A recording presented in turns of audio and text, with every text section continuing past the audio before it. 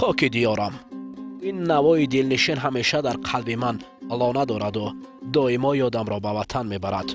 خواب و خیال کودکیم پیش نظر می آید و دوباره رویای بازگشت به این دوران را می کنم. عجب دوران است آوان کودکی. در این پشت و تپه ها می دویدیم و بالای سبزه گوشتین می گرفتیم. اولین میدان من انا همین صحرا هست که نخستین شعله های آرزوی پهلوانی را در قلبم فروزان می نمود. امروز باشد من دور و مهر وطن همیشه در پیشم.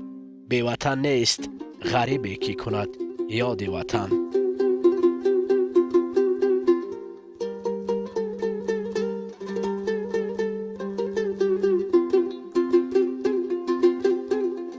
این کوههای بلند مردان اصیل را تربیت کرده است. قهرمان برنامه ما محمد لطیفов نیز از همین کوههای بلند آسمانبوس با میدان نبرد ورزشی قدم گذاشته است. ناحیه خوالینگ است.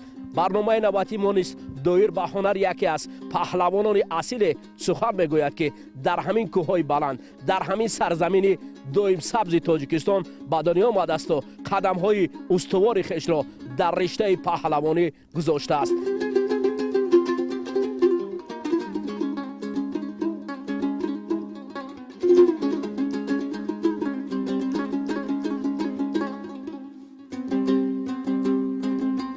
ناحیه خوالینگ ناحیه دوردسته که شامل ولایت ختلان بوده در مساحت 1,700 کیلومتر کوادراتی جای گرفته است. ناحیه با ورزشکاران نامدارش در جمهوری شهرتیار بوده بارها دست پروران این مکان شرف کشور ما را در عرصه جهانی بلند برداشتند. در آمدن برابر در ناحیه مذکور سیمای قهرمان برنامه ما محمد لطیفov در عکس دیواری تجسم گردیده است. نه چندان دورتر از مرکز ناحیه منزل پدر پهلوان جای گرفته است. پهلوان سنگین وزن تاجیک که حالا کار و فعالیتش را در آمریکا به پیش میبرد دست پرور گوشتین جدای کشور بوده در همین تالار کوچک به وایه رسیده است. حالا این خردسالانی که در اینجا تمرین میکنند یک زمان مکان تمرین مشق ورزی محمد لطیفov بود. او تحت راهبری استادان دیها مشق ورزی میکرد تا اینکه هنرش را در مسابقه های کلان نشان دهد. ذوق گوشتینگیری در دل ما از آوان کودکی از گوشتین‌های میدان دیها سر شده. ما وقتی که با همراهی پدرم و علاقیدگی به گوشتین‌ها تماشا می‌رفتیم آهسته آهسته ذوق گوشتینگیری در دل ما بلند شدن گرفت.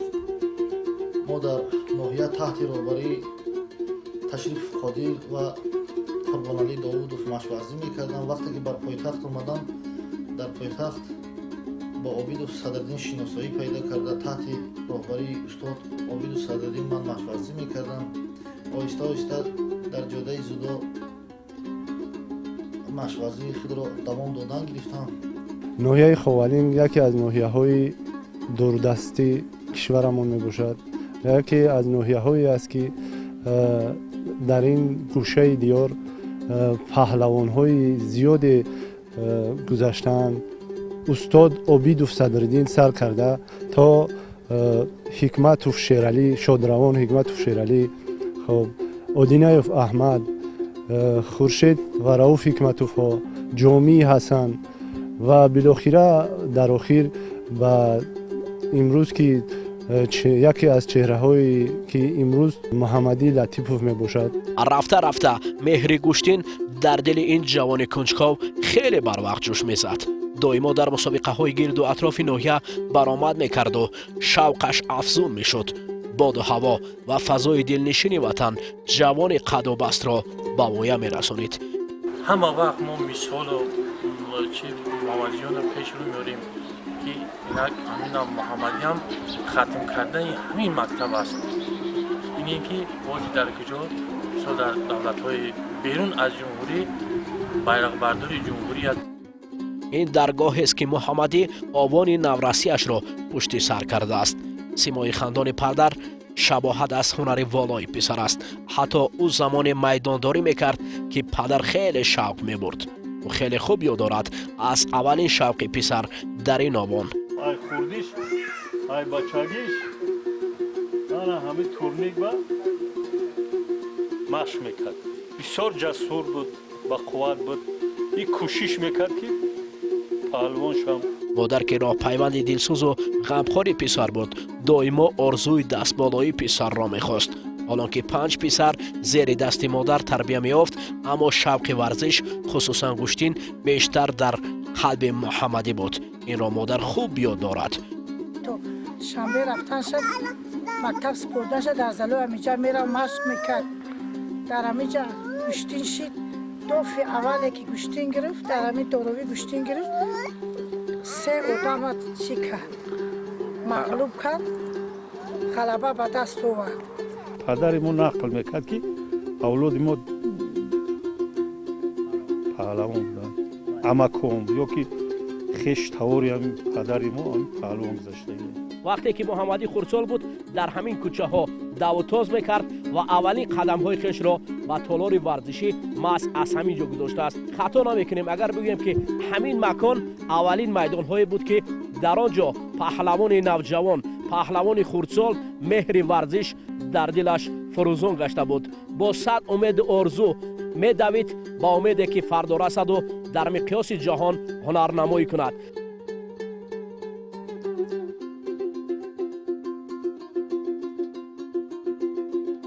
راستی گپ در خردی بسیار جسور قابلیت خوب داشت. کودکی بقوت بود. باوری بود که همین ورزشگر میشه. شور و رغبت جوان ورزش دوستار دائما برای همسایه ها نیز نمونه عبرت بود. بسیار ذوق حواس کلان داشت. بعدتر در معرکه های گوشتینگیری در ناحیه خودمان در ناحیه های همسایه ما او را بسیار مخلصان طرفداری میکردیم و آن پدر محمد جان اکای دولت که در یگان کارهای سپورتی او مانع نمیشد و بسیار شوق حواس کلان داشت. اواسه یکی از قهرمان‌های خلق تاجیک در ناحیه خوالینگ در مرکز ناحیه پیکره این قهرمان تاجیک البته قامت افروخته است. باید تذکر نمود شاید از همین حساب بود که مردم خوالینگ به خصوص جوانان نیرومند ناحیه خوالینگ از دیدار این قهرمان تاجیک از کارنمایی از قوه و بازوی این قهرمان تاجیک البته الهام پیدا کرده هنر خویش را در مقیاس جهانی نشان میدهند.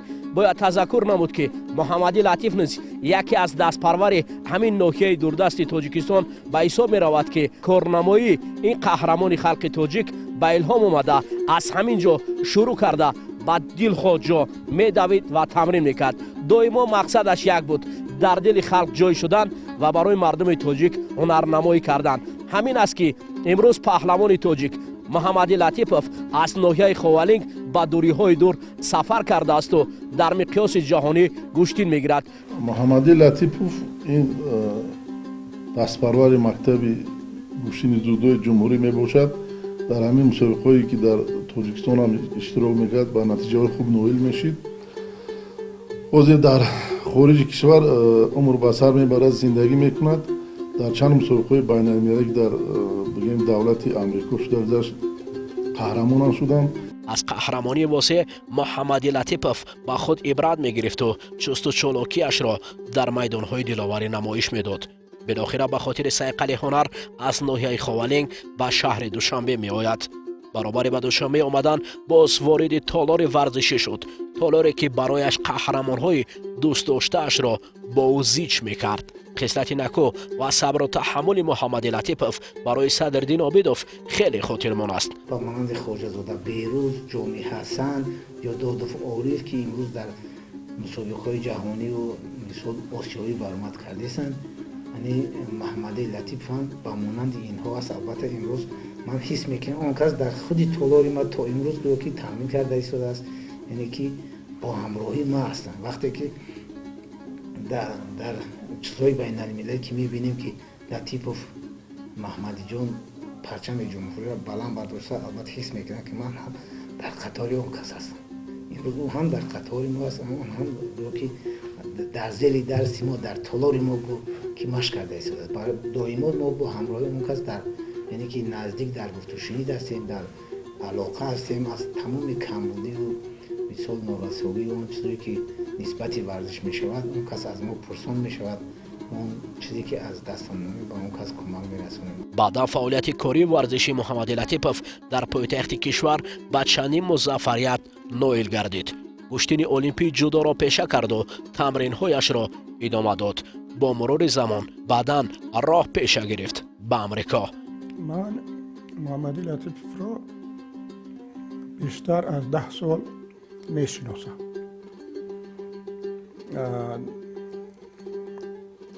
یک چند بارم با وی هم صحبت بودم. وی محمد یک جوانی عادی خاکساری زمینی است. خوش که همه جوانان جمهوری ما مانند محمد لطیف میشدند. وی از سخنانی که وی میگوید به جوانی نگاه نکرده، من همین بدیل قبول میکردم که در همین عمر ناقص کوتاه امریکا قیده که از تاجیکستان در مساحت دور واقع گردیده است. فضای ناآشنای کشور بیگانه سراول او را به خیالات برد. بناهای بلند آشیانه و حرکت منتظم در شهرهای مختلف امریکا دل جوان تاجیک را دامنکشان به تالار می برد. مکانی که آرزوی دیرینه‌اش بود و آنجا سبزیدن می‌خواست. بالاخره به تالار گشتین شامل گردید و برابر تمرین شهرت و پهلوانی تاجیک بودن خویش را توسط هنرش می‌خواست به عالمیان نشان دهد. هیچ وقت سخن‌های پیشوای معظم ملت محترم امام رحمان را فراموش نمی‌کنم. هر جایی که ما ورزشکاران گشتین می‌گیریم 9 میلیون نفر ما را همراهی می‌کنند. رؤوف حکومتوف یکی از شاعرهای نامدار گشتین، پهلوانی که در میدان همچون نامور و شهرتیار گشتینی میلیست. محمدی در پیروی من جمله آنهاست. برای رؤوف نیز مژده ظفر محمدی افتخار است. برای تاجیک‌ها و تاجیکانیان، تمام تاجیکایی که در دنیا زندگی می‌کنند باعث افتخار است. برای ما اصلا برای ما گشتینگیران جودو، برای ما در کار است که تاجیکای ما نگاه کنیم که تاجیک بچه در امریکا رفته، در امریکا در یک دولتی ابرقدرت در دنیا رفته در اونجا گوشتین میگیرن. دیگر ورزشکاران امریکا را مغلوب میکنند. برای ما یک خصلتی است. از همه در وزنهای سنگین با پهلوانی با قوت‌ترن. در اینجا قین است که من همینجا حیران میشم که لطیف محمدی در مابین این سنگ وزن چه جای یکم رو اشغال کرده است. این باعث افتخار است. البته جای یکم چیز نیست. محمدی البته معلوم است که مهنت‌های بسیار کرده است که با این خیلی چیز ورزشی نایل گشته است. سنه 3 ایون سال جاری در شهر لس آنجلس آمریکا پهلوانان عالم برای به دست آوردن مدال‌های مسابقات بین‌المللی بین هم مبارزه بردند. پهلوان سنگین وزن تاجیک محمد لطیپов که کنون مقیم امریکاست بر روی تتمی برآمده با 3 رقیب دست بالا شده تا دور فینالی آمده رسید، اما در قسمت نهایی با امتیازی اندک شکست خورد و با نشان نقره قناعت کرد. در معرکه‌هایی که امروز گشتین تاجیکی اما می‌گذرانیم سنگین وزن‌ها مسابقه را یعنی که خاتمه میدن. وقتی که آنها میبرن و مسابقه میکنن بعد از آن دیگه مسابقه را تماشا کردن نگاه کردن دیگر معنی نداره. یعنی سنگین وزن این سنگین وزن است. باغ استراحتی فردوسی شهر دوشنبه، اینجا خویش و اقربا و برادران محمدی هفته یک بار در یک جای جمع می آیند. امروز چون هر وقت آنها دیدار یکدیگر نمودند و با هم معاشرت می کنند. موضوع امروزی صحبت آنها پیروزی محمدی است. در امریکا رفت از جای یک مگین خلق جوری که همه جهان بشله که ای توجی همه نبیره ما برآمد در چمپیونی جهانی شد. پروردگار همه خلق توجی که به همه درجه ها برساند. هر یکی از هنر محمدی افتخار کرده مژده ظفر را به یکدیگر میرسانند. از این لحظه در لحظه مبارکتر برای آدمی که تاجیکستان دوست می‌دارد برای پیروزی جوان پهلوانای تاجیک بسیار منفعت دار است، بسیار آرزوی همین لحظه را میکند. همین چیزا من احساس کردم. این احساساتی نه تنها من بود، با فکرم این احساساتی همه تاجیکستانی‌ها بود. خداوند برای کارشو بتیاب کارشو پروردگار ما را همین خیلی بکنن که همین هر پگاهی همین خیلی خبرها را بشنویم، همین لذت اعماق جان کنیم. محمدی جن ما که ما تو سفر کردن شمجه یا جا ماش میکردیم قدی دلارچه و بعض وقتا بین کلان سالان گوشید ما میگذیم محمدی ما رو باید بریم توان میگید شما بخوادین گوشتین نپرتوین گرستن گیرین ما فکر می‌کنم سلامتی ما تو دلمی شما نازنین از او مشقی بدن جسمانی محمد لطیفوف یک همسنفای ما بسیار بچه خوب ای خوردیش ذوق کمی گوشتین داشت در امو مکتبی میانه بودیم که دست پروری مکتبی اوبیدوف بود در امو زل اوبیدوف میرفتیم مشق میکرد بسیار بچه فعال بود گوشتینگیر بود جسور بود نوترس بود از اون خرسندیم خدا را شکر میکنیم که با چنین مرتبه رسید پرچم تاجیکستان در خود دولت امریکا بلند برداشت ما افتخار میکنیم ای فرزند تاجیکی در خود دولت خارجی پرچم تاجیکستان بلند برداشت шаҳри атлант маконе است که برای پهلوانان تاجیک آشناست با خصوص در نوع المپیک جودو اولین مرتبه در دوران صاحب استقلالی کشورمان سه پهلوان رستم باقیف، خیرالله نظریف و سید احتم رحیمов برای شرکت به بازی‌های المپیک به این مکان سفربر گشته بودند. بعد سپری گشتن سالها چهره دیگر تاجیک در وزن سنگین محمد لطیفوف با رقابت‌های دستاوی و انفرادی در مسابقه جهانی جودو که سنه 4 آگوست گردید با تتمی برآمد. پهلوان تاجیک در حیات دستاوی مقام دوم و در آزمایش‌های انفرادی با تمام حریفان دست بالا شده نشان طلایی را به گردن آورد. لطیفوف سالهای زیاد در رشته المپیک جودو تحت راهبری صدرالدین عابدوف در تاجیکستان تمرین میکرد و سال 2013 اشتراکچی چمپیونات جهانی اسپانیا در این نوع ورزش بوده. سال 2015 هم در شهر آمستردام هلند در چمپیونات جهانی جودو برنده مدال برنجی گردیده است.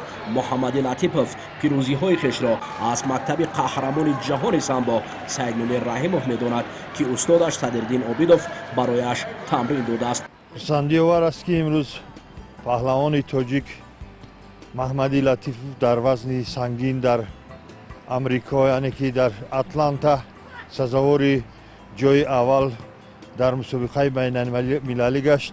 این هم باشد یک فخر است که برای برداشتن پرچم به هر کس میسر نمی شود و من خود در اتلانتا در بازی‌های المپیک سال 1996 اشتراک کرده بودم و البته این با میدان کلان یعنی گیلم کلان این خود یک فخر است در این چنین مسابقه ها اشتراک کردن. مسابقه مذکور از آخران رقابت محمد لطیفوف روی نوار آمده است.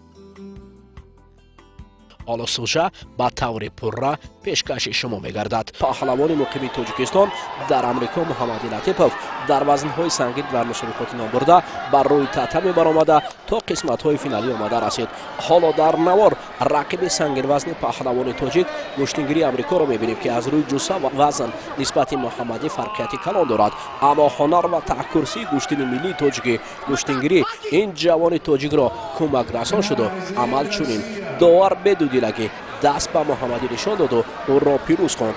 محمدی نشان طلایی وزن سنگین وزن را از آن خود کرد. در بجایی که باشند در کدام دولت برآمد کنند به نتیجه های خوب نویشان همه وقت افتخاری موان افتخاری ملت ما هستند. حال حاضر این پهلوان سنگین وزن تاجیک در امریکا با این همه قناعت نکرده پیوسته مشق میکند. چی تالار و چی فضای کشاد مکان تمرین هایش است. با وجود کار و فعالیتش مقصدش بالا برداشتن پرچم تاجیکستان است. تاجیکستانی عزیزی که او را به وای رسانیده است و امروزها شهرت عالمیان را از خود کرده است. سرود ملی تاجیکستان دائما در قلبش فروزان است.